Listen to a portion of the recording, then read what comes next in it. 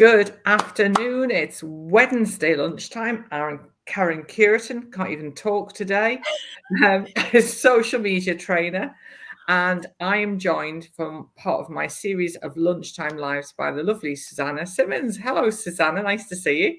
Hi, Karen. Good to see you too. Thanks for having me. No, it's always a pleasure. Do you know, sometimes I'll do these lives on a Monday. I do my live every Monday about 8:15-ish now. And sometimes, we were just saying before we went live, sometimes nobody joins. Sometimes lots of people join. You never know. But for those of you who are on catch up, firstly, feel free to pop any questions in the comments for Susannah. Just tag her in those comments. Really odd. I'm having a trainer talk day because I've just delivered how to get more customers, clients on LinkedIn using LinkedIn as a business development tool. And here we are. And you and I met, it must be 3-4 years ago, is it now, Susannah? Yeah, it must be at least that long. It was definitely pre the big C, wasn't it? COVID. Yes, I think it was. I think it was. So your business is quite unique. So you are the software adoption doctor. I am, yes. I have been for a number of years. That's kind of evolved into kind of meaning slightly different things. I am on the verge of potentially a rebrand, but we'll save that for another time.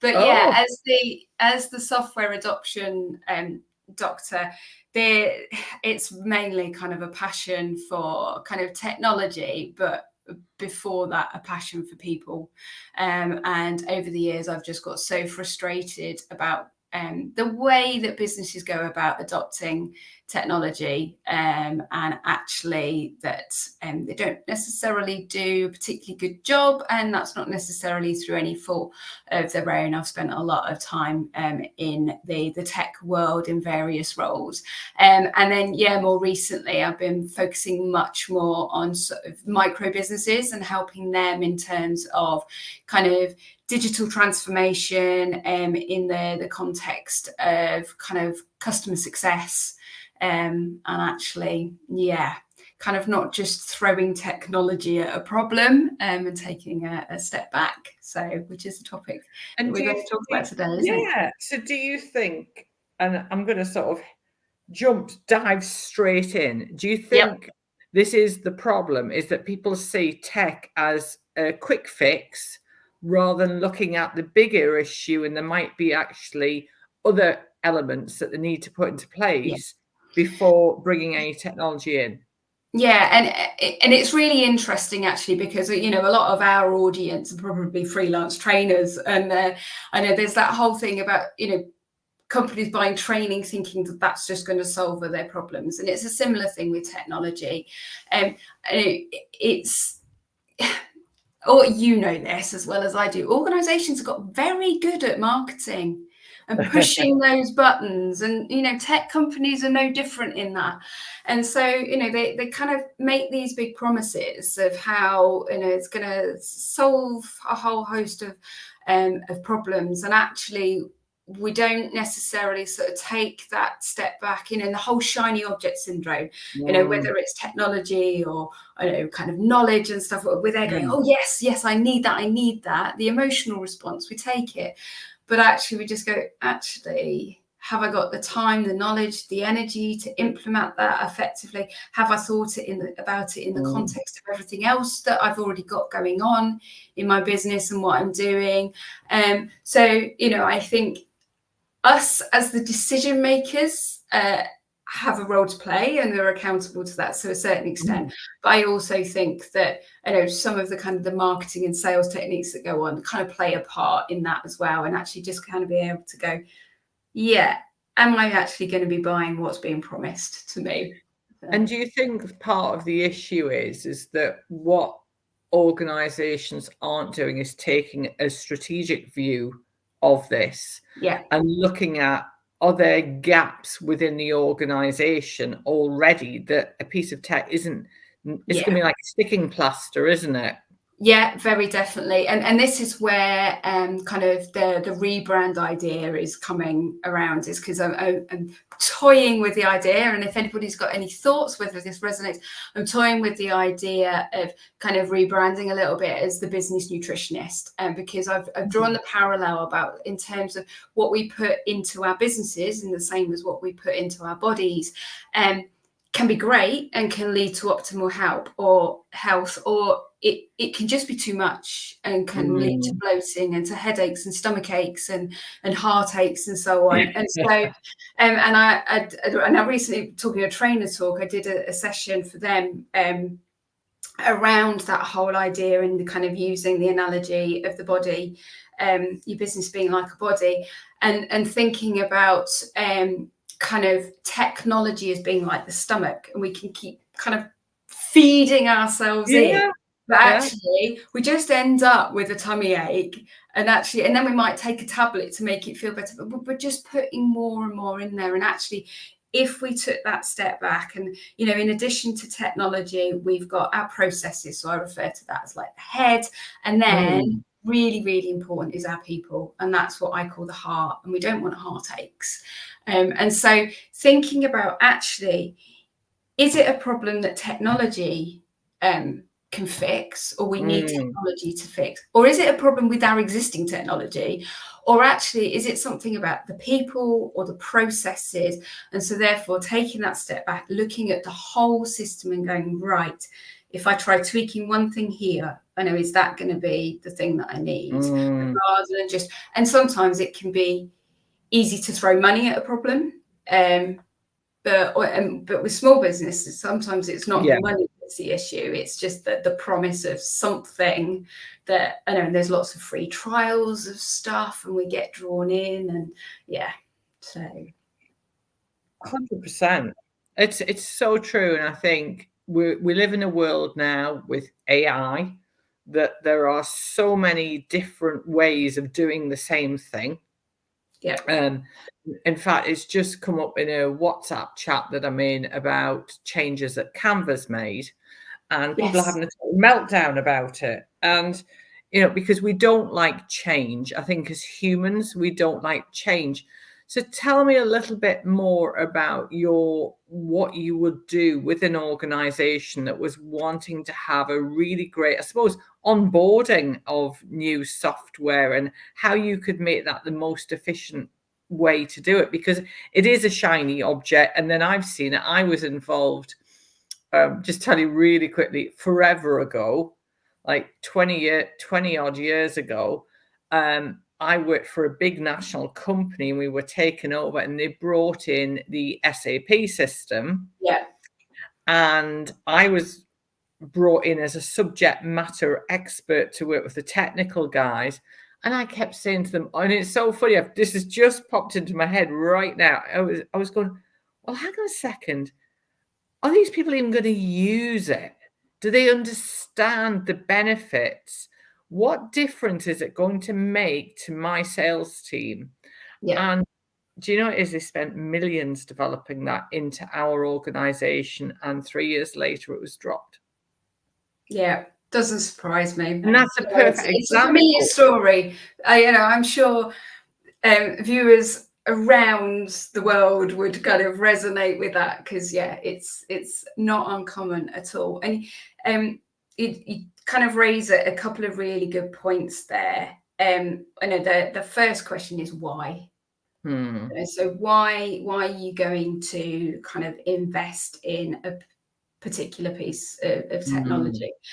And having that kind of clear reason. And one of the things that kind of coming back to this idea of people, and one of the things that I find kind of as business owners we're doing, is we tend to take quite an internal view when we're making these decisions.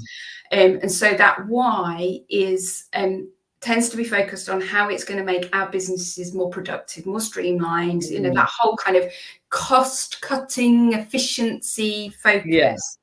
But when it comes to people, there are more than just us. And if we've got a team, there's more than just us internally. there's the people that consume our products and services, our customers and the users and so on. And we have to think about the impact of that technology on them as well. I know, so if it's part of a customer journey, then, you know, what's the impact going to be, and what's the impact if it goes wrong?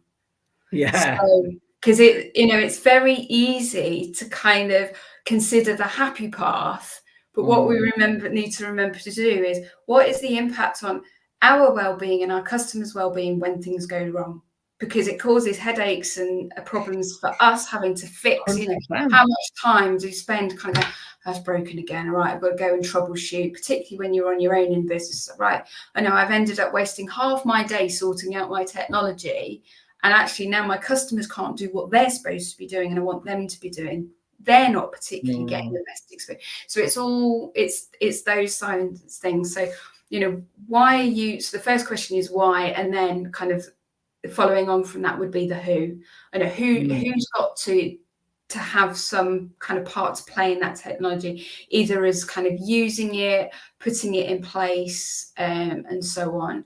And one of the, kind of going back to your original question, the thing that I start with when I'm working with my clients is not the technology at all. It's okay.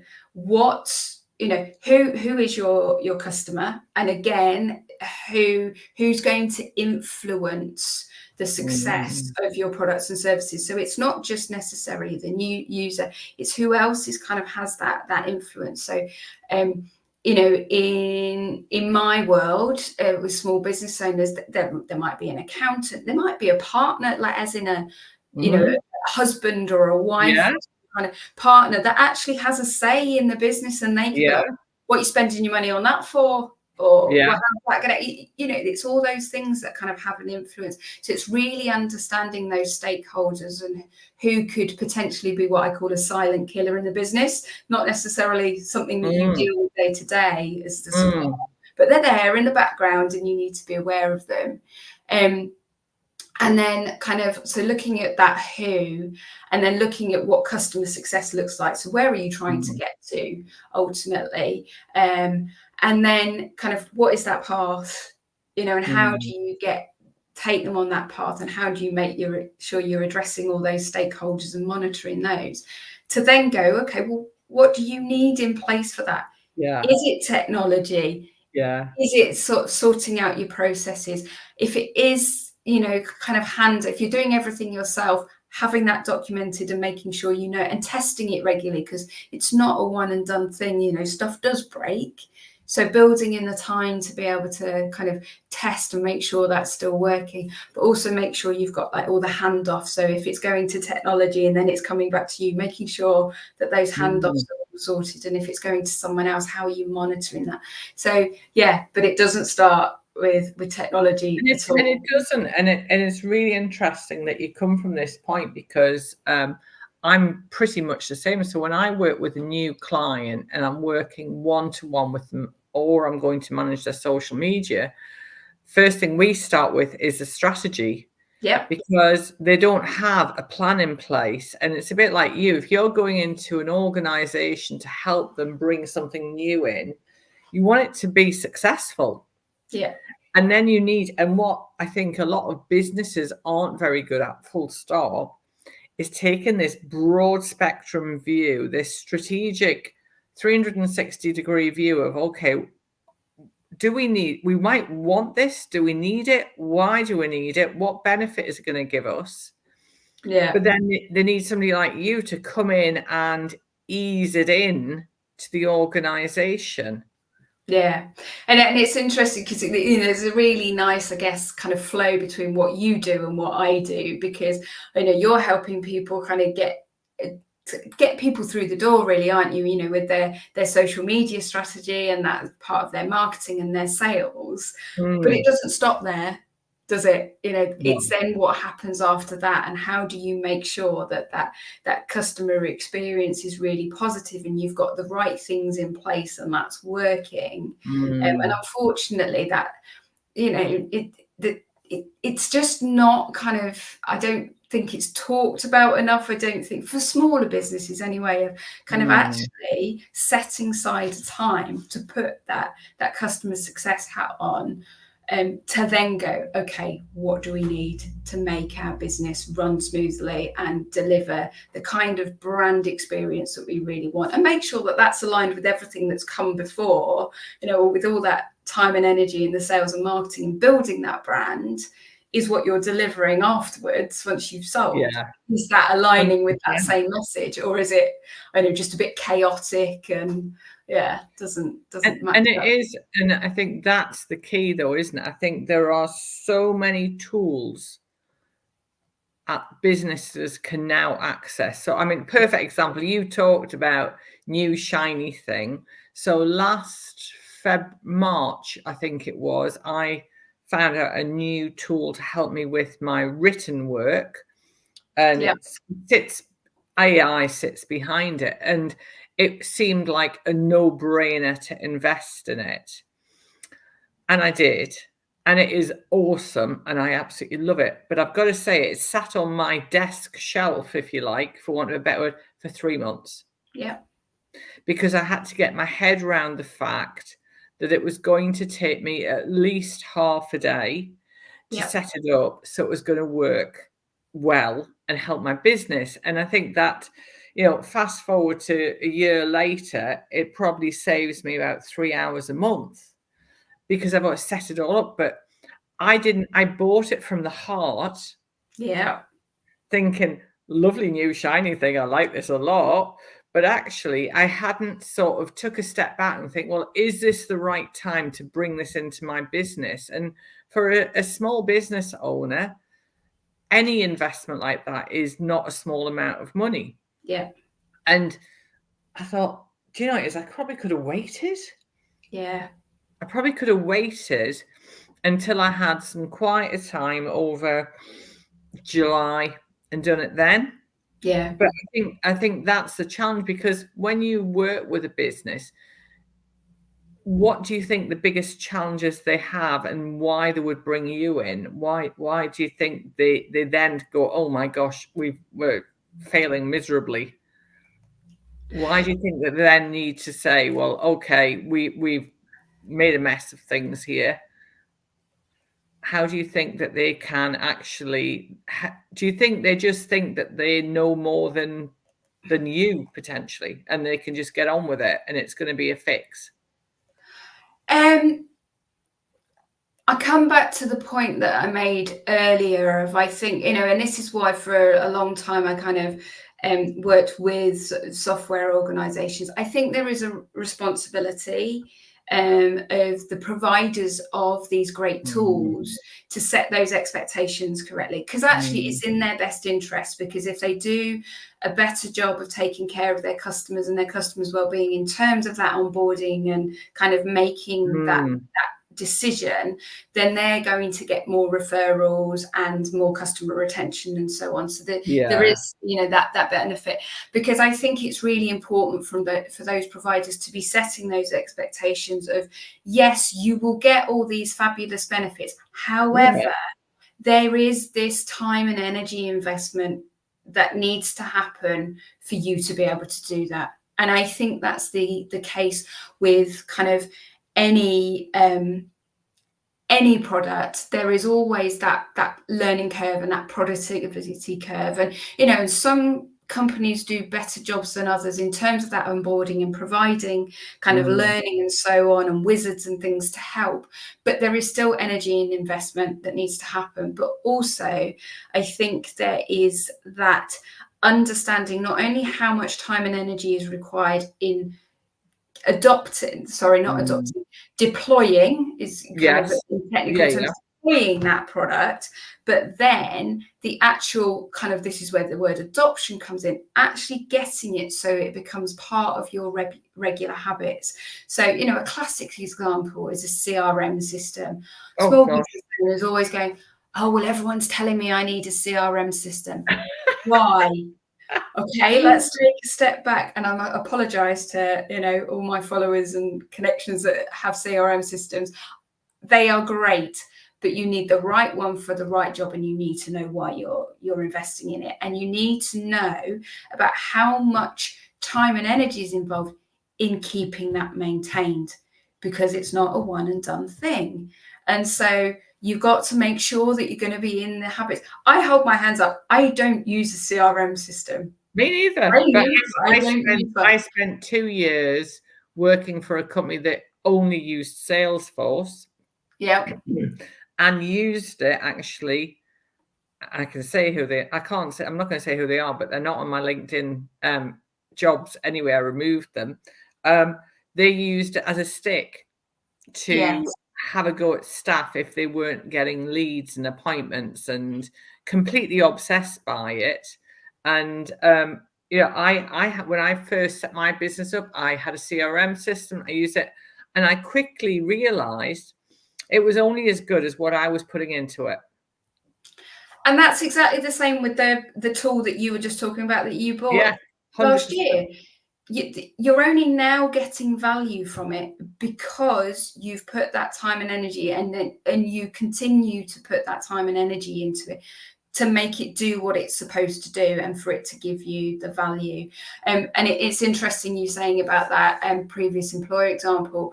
So in terms of when I'm talking about sort of adoption, I talk about, you've got your path, your commitment path, and you've got your compliance path. And what you want is you want that commitment. You want someone to be using that tool because it brings them value, not because they're doing it because they've been told to do it. And I see that in the kind of the small business world and solo business owners, if they kind of go down the compliance route of everybody's telling me I should have one of these and I should be doing this, so I'm doing it, but I absolutely hate it and I really don't see the point and it's just a drain on my energy. Don't do it then.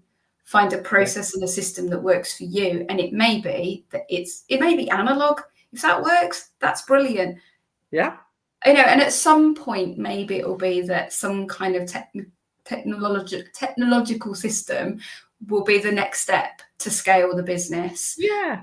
But again, you take that step back and you look at the bigger picture and you go, right, this is where my business is now. That's not scalable because it's all in my head and in my notebook, and I need a VA and a business manager. So now I need some things that are going to facilitate that process and that system.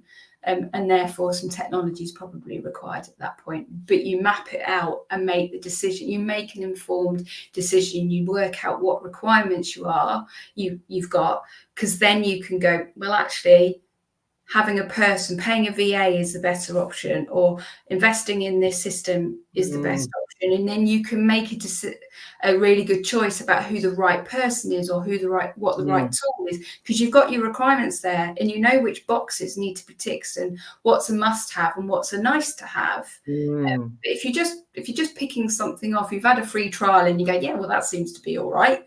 And then you get, and I've done this, you get, a few days in, you go, oh, it hasn't got that feature. Or the classic, and I'm going to be writing an article about this soon, is, oh, that was included in the free trial because they give you all the bells and whistles in the free trial.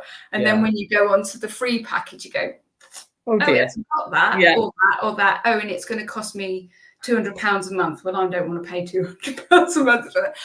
And you've already invested the time and energy into it. It's bonkers, isn't it? So I feel like we could chat about this for hours, especially CRM systems. But share with us then, if a business owner is thinking about bringing in some technology to help them in their business, what tips would you give them before making that investment? So going back to what I said earlier, I would I'd get them to think about why. Why is it going to benefit them internally in their business, and also why is it going to benefit their customers and that success of the customers?